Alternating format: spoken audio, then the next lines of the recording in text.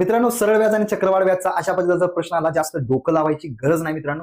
इथं फक्त काय करायचं आहे एवढं फक्त लक्ष द्या.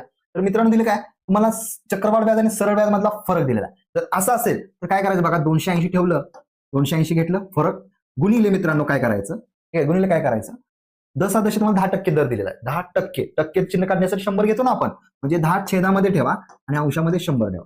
10 छेदामध्ये अंशामध्ये 100. आता मित्रांनो हे 1 वर्ष झालं, मग 2 वर्ष दिलेलं आहे या ठिकाणी, 2 वेळा मांडा. ठीक आहे, 100/10 अशा पद्धतीने. या शून्याला 2 शून्याला 2 शून्य गेले. ठीक आहे, 28 एके 28 आणि हे 3 शून्य त्याच्या पुढे. म्हणजे तुमचं उत्तर काय आलं मित्रांनो, ती रक्कम किती आहे, 28,000. ऑप्शन सी बरोबर आहे. याच पद्धतीने या प्रश्नाचं उत्तर द्या मित्रांनो. आणि जर गणितात परफेक्ट व्हायचं असेल, ठीक आहे, स्वातंत्र्य दिनानिमित्त आपण अंगणित बुद्धिमत्ता ट्रिक्स बॅच, त्याचबरोबर इतर सुद्धा आपल्या बॅचेस एजन अकॅडमीच्या ऍपवर आहे, सर्व बॅचेसवर खास ऑफर घेऊन आलेला आहे. आता अंगणित बुद्धिमत्ता ट्रिक्स बॅचवर बघा, 2800 रुपयाचा कोर्स 699 ला देतोय, पण त्यामध्ये सुद्धा तुम्हाला आकर्षक डिस्काउंट